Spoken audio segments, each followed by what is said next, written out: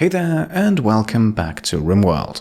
My name is Pete and today we complete another episode of our Rimworld Extreme Desert Challenge, as our colony has grown to 8 people thanks to the recruitment of Carl in the last episode, and we are also still recovering from that dromedary attack, with the corpses of about 70 or so animals still scattered around the base. Now, our first priority today is to give Carl a proper bedroom, as he is currently resting in the hospital, but before that happens, Carl is helping us first, as he successfully finishes what Troy started earlier and unlocks autocannon turrets.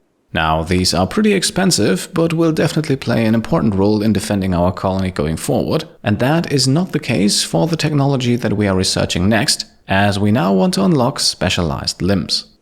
For a few select colonists, the upgrades here could be very interesting. We are once again, of course, talking about body part attachments, and we'll talk a bit more about them once the project has been completed. In the meantime, Carl can put his beginner artistic skills to good use, as he is currently making a small marble sculpture, which will then eventually also end up inside of his own bedroom. And while we can watch Edmo here free up some storage space inside of our freezer and make some kibble, Carl then also quickly finishes his work. He has given it the title Extreme Innards, which definitely sounds a bit concerning, but considering the circumstances under which he joined the colony, I think it is also somewhat understandable. The remainder of the afternoon then passes by in a fairly uneventful manner, and so we are skipping ahead to the evening with Edmo and Steak continuing the bedroom construction, but unfortunately they are not quite able to finish their work just yet. Before the night then fully sets, we can also get rid of some of the dromedary corpses around the base. There is a nice little cluster to the south here that we should be able to burn without issues.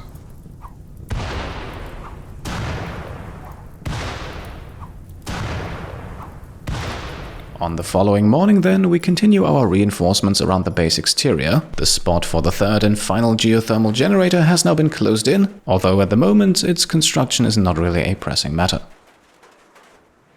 A sizable harvest of psychoid leaves then follows in the early afternoon, and a few hours later we can also take care of something that has been bugging me for quite some time now, and that would be to get rid of those 2 wooden wall pieces of our monument here. The thing has now been standing for long enough so that we can make modifications, and a few seconds of using the moisture pump quickly get rid of all the soft sand in the area, so that we can now construct some sturdy granite walls. And with that, a rather unexciting day comes to an end. Carl still doesn't have a bedroom door, but I think we'll fix that tomorrow. In any case, let's skip ahead to the next morning. And on that morning, we are doing some accelerated corpse cleanup, as our hauling animals have neatly stacked all the dromedary skeletons over in the corner here, and Red Hawk can now burn them all. Shortly after then, we are presented with an interesting quest, as once again our friends of the Black Troska tribe are asking for help. They are looking for a shipment of 37 button-down shirts, and in exchange they are offering, among other things, 23 advanced components, which is definitely the reward that we are going to take, as we will gladly accept this quest. After all, we have plenty of furs and leathers around to make all of these shirts. This should also be a nice way for Edmo to increase his crafting skill, and again, 23 advanced components as a reward are hard to pass up. As Troy is then butchering a few more dromedaries, not necessarily because of their meat, but more so because of their skin, we are then informed that a small group of emus is passing by, and of course, you know what that means, it is time to go hunting. Now, I was a little careless here, and Pollyanna unfortunately suffered a small injury. Considering our enemies, that was definitely avoidable, but at the end of the day, we have more meat and also more bird skin coming in, and that should help Edmo's tailoring efforts. Also, in case you hadn't noticed, one of the wooden doors of our kill box is currently on fire. Once again, burning the dromedary corpses right next to it may have been a little careless, but just like Pollyanna's injuries, this is a problem that we can very quickly fix. And here we now have a second quest right after the first one. This one involves a bit more fighting though, as the Empire wants us to send out a 6-person squad to take out a pirate camp. Now, in a straight-up firefight, we would still be outnumbered 2-1, but there might be a few different ways on how to handle this, so all in all, I am not entirely opposed to it. Still, sending out 6 of our colonists, even if it's just for one day, that could still put the steakhouse at risk, which is actually what worries me a bit more. Considering the timer here, we likely won't have to make a final decision in this episode, so perhaps let me know in the comments down below what you think about this mission and how you would tackle it. Moving on then, we have a lovely event to cap off the day, as Steak is giving his very first concert. And so the entirety of the steakhouse gathers to watch its leader play a few tunes. Even Pollyanna is attending, so it looks like she is making a speedy recovery.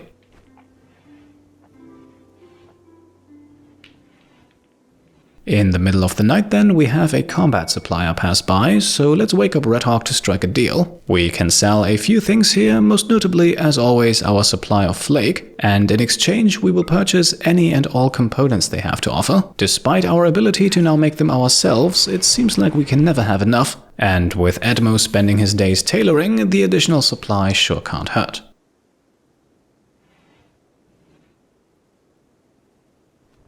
On the following morning, we then quickly have Troy join Edmo in the workshop, because we have a few more psychoid leaves lying around, so let's turn those into flake and also sell them to the trader before they leave again.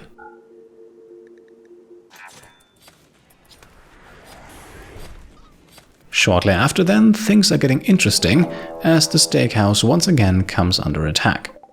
This time we are luckily only dealing with tribespeople, but it looks like there are 3 groups of them, and at least one will likely also try to dig through our defenses, so let's see if we can't do something about that. Since the individual groups are relatively small though, and one of them is approaching fast from the north, we might have the option here to intercept them before the others arrive, so let's engage and see how that goes.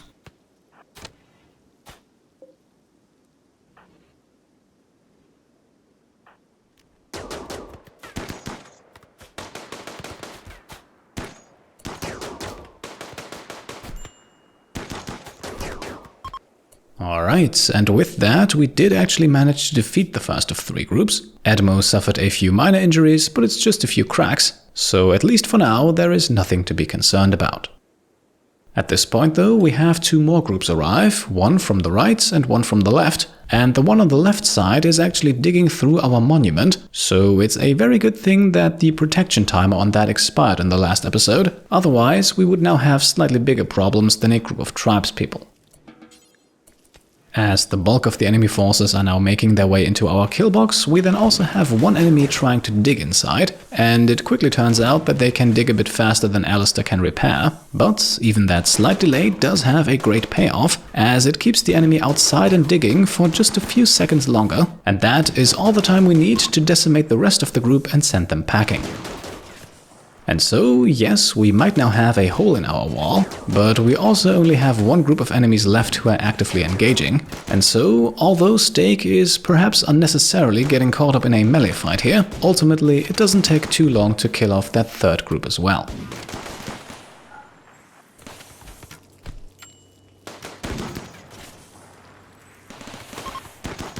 Now, most of the enemies are either dead or running off, only 2 of them are still alive, albeit only barely. And with both Jake and Steak currently under the effects of a recruitment inspiration, we are now going to rescue this lovely fellow here, a staggeringly ugly but kind person with an aptitude for combat, crafting and cooking, but also with a freshly shot off leg, which could actually cause his death in a few seconds if Pollyanna doesn't act fast enough. Luckily though, she applies her treatment just in time, and so it looks like our prisoner will survive. And that was the priority task, so we can now rescue number 2 here for a bit more medical experience. This guy is unfortunately also missing a leg, and that is actually part of the reason why we are not going to recruit him, because he also has the body purist trait, so as soon as we give him an artificial body part to replace the leg, he is going to be very unhappy, not to mention that his overall skill set is also pretty poor. Now, regarding our recruitment attempt of his companion, there is one slight problem, and that is that the guy is currently unconscious. However, as you can see, Jake's inspiration has already worn off and Stakes is going to in just a few hours, so let's hope that our prisoner at least somewhat recovers during that time. Otherwise, we might be looking at a rather lengthy recruitment procedure, and at that point I'm not entirely sure if it's still worth it.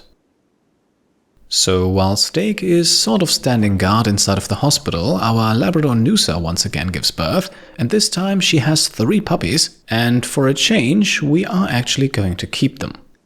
The reason is that our Labrador Louie as well as our Husky Natalie are both getting up there age-wise, so it is not entirely clear for how much longer we will be able to rely on their hauling services.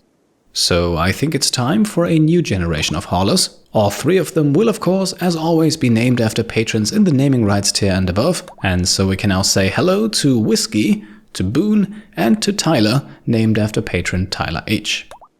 All 3 of them will now make their way inside of the stables as Stake's inspiration unfortunately expires, but in the grand scheme of things I think we can live with that. Adding another colonist to the steakhouse is not entirely necessary at this point. It is not like we are desperately missing a particular set of skills, so let's move these 2 here back over to our prison barracks, where they will now make a slow but steady recovery and eventually get released. A few hours later, we are then approached by a trade caravan, and this one actually includes Alistair's brother, although at the end of the day, that really won't change much. With the first glimpses of morning light, one of our prisoners then regains consciousness, and that means it is high time we get them out of here. Just in that moment, another trade caravan then arrives, so Red Hawk will definitely have a busy morning. And it's not only going to be a busy morning, but perhaps also a bit of a sad one, as we are now parting ways with our goose Violet, who has been tirelessly laying eggs for us, of which I believe we have not used a single one. And with new Labradors coming in, we will also sell off Louis. Like I said, he is getting a bit old, and unfortunately, once he's dead, he's not going to make us any money. Other than that, we are just selling a few old clothing items, and that's about it. But of course, trader number 2 is waiting, just on the other side of the base. And from this one we are going to buy 57 units of gold, because at the moment we don't really have a lot of that, and it is needed to make advanced components, and I think we will need a few more of those as the game progresses, even though we do of course have some coming in shortly, thanks to Edmo's tailoring efforts. Now, around noon, our second prisoner also gets released. We will not receive any faction relation bonuses from either one of them, but now that they're gone, we might as well burn the bodies of their fallen allies. This time, however, I made sure not to have any wooden structures nearby.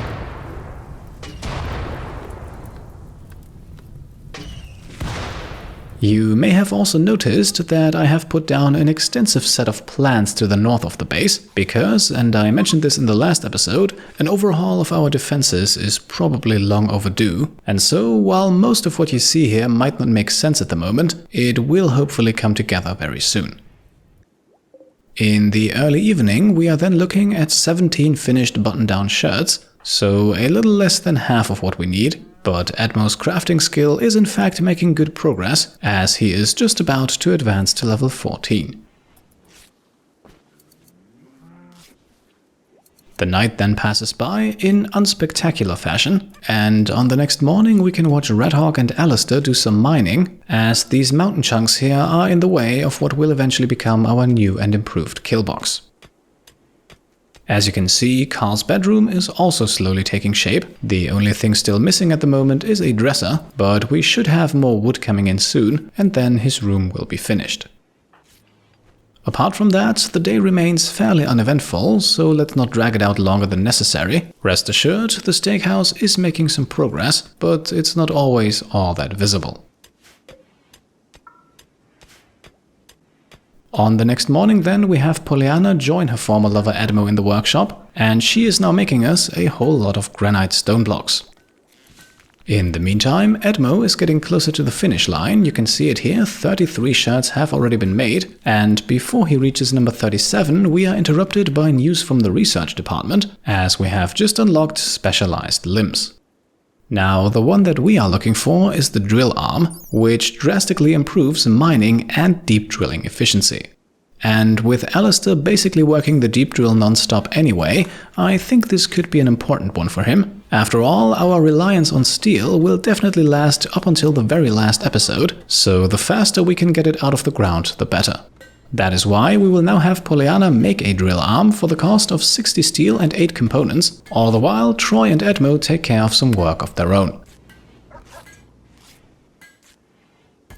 At least in Edmo's case, however, only calling it work would likely be an understatement, as he has just made a masterwork button-down shirt. Now, apart from bragging rights, the benefits of that are likely rather limited, but I think the least we can do is to actually allow him to wear it. We can simply sell his old one instead. Our tribal friends will definitely not mind. Shortly after then, it is time. We have made it to button-down shirt number 37, and just in that moment, Pollyanna also finishes the drill arm. So, let's tackle that quest first, which we have actually not officially accepted yet, but there is plenty of time still left. Edmo has been working quickly. With a pod launcher set up right next to our temporary shirt storage, we can now load up everything, and completing this quest will be none other than Red Hawk. After all, if we are paying our friends a visit anyway, we might as well get some trading done while we're there. That is why we are also packing some flake, as well as some meals and a bedroll for the journey back. On top of that, a few bows from the raid earlier, and then of course 37 button-down shirts. And I imagine it will now take quite some time until all of that is loaded, so in the meantime we can sit back, watch and enjoy, at least until Alistair suffers a mental break. Perhaps he has heard rumors of what's about to happen to him. In any case, he's now going around insulting people, and of course we can't have that, so let's quickly put him into prison. As soon as he's inside, we can then release him again. That will already take care of things. He will now have a bit of a mood penalty for the next few days, but he will spend a bit of time under anesthesia anyway, so hopefully it's not going to bother him too much.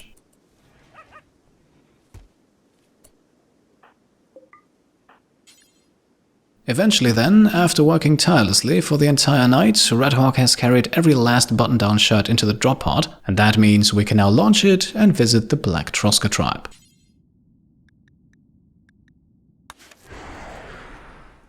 At this point, we can then actually also accept the quest, and since we're already here, fulfill it immediately. Now, that already gives us 23 advanced components and a bit of gold, but I think we can do better than that. For starters, we are going to sell the flake and those bows that we brought, and the tribespeople can actually also keep some of their gold. That gives us just enough money to purchase another alpaca, which, after losing one in very tragic fashion, seems like a good idea to me. There is actually also a colonist for sale here, but she didn't look all that impressive, so it is only the alpaca that will now join Red Hawk on the way back to the base. And back at the steakhouse, we are now going to install that drill arm on Alistair. Just for the sake of comparison, his current deep drilling speed is 172%, and I think it's safe to say that this thing will substantially increase that. The operation itself is quickly completed. By now it looks like Pollyanna knows what she's doing, so now all we have to do is wait for Alistair to wake up. In the meantime, we continue work on our defenses and also work in the research labs, as the combined forces of Carl and Troy will now look into multi-barrel weapons, which will eventually unlock miniguns. And in kill boxes, where we funnel a lot of enemies into a tight space, those can be very useful. And of course, it also gives Carl something to do, as his means of contribution to the colony are still somewhat limited. Our exterior wall, meanwhile, is making good progress as Alistair returns to the deep drill. He is still a bit woozy, but that is going to wear off in a few hours. Shortly after then, Red Hawk arrives back home, and with that our new alpaca, who will of course also now receive a name from the list of patrons in the naming rights tier, and the name that was selected this time is Kickstart. Maybe a bit of symbolism in that one, as today's episode kind of kicks off the transition into the endgame, I believe. As we begin construction of our new and improved defenses, we are of course preparing for those final raids and ambushes, so as soon as those defenses are up and running, we will be looking towards the grand finale. In the meantime though, we can be happy about having 28 advanced components in storage, as well as about 1,500 units of kibble, which should last our recently acquired animals for quite some time. And in order to keep that coming, we will also bring in another hay harvest in the evening, an evening during which we also put Alistair's new mining proficiency to the test, with impressive results, until a mountain roof collapses and hits him in the jaw. Once again, a bit of carelessness on my part perhaps. On the bright side, it does give Pollyanna a bit more medical experience. On the next day then, Alistair is still recovering, but at least the anesthetic has worn off, and we are now looking at an impressive deep drilling speed of 292%. However, I do believe that we can improve that even further. With 2 arms on Alistair, we of course also have room for not 1 but 2 drill arms, and so Edmo is now going to make us one. And yes, I know this is likely a bit overkill, but the drill arm only comes with a small movement speed penalty, and I have a good feeling that Alistair will keep deep drilling for pretty much the rest of the series, and this way we can maximize his output. Drill arm number 2 is then quickly completed, and with that another operation begins. And yes, it would have been smarter to install them both at the same time. That way Alistair would not have to go through the entire anesthetic process twice, but maybe he also shouldn't have insulted the people he lives with a few days ago. In any case, the installation procedure is once again a complete success, and with that we have now turned Alistair into a complete and utter mining machine. On the next morning then, as he is making his way over to his beloved deep drill, we then receive another quest, and once again I would like to hear what you guys think about this. Taking out an enemy camp that is guarded by just a handful of pirates seems very much doable to me. The fact that they will be launching raids every 25 days also doesn't sound too dangerous. The only thing that worries me a bit is the unknown threat that is mentioned here. So once again, let me know what you think about this one, and maybe we'll take care of it in the next episode. Speaking of which, for today we don't have that much left. Our base is finally more or less cleaned up and we have no big projects on our to-do list. That is of course apart from the construction of our new and improved killbox, which will very likely stretch over the course of several episodes, simply because of the amount of work that we need to put in.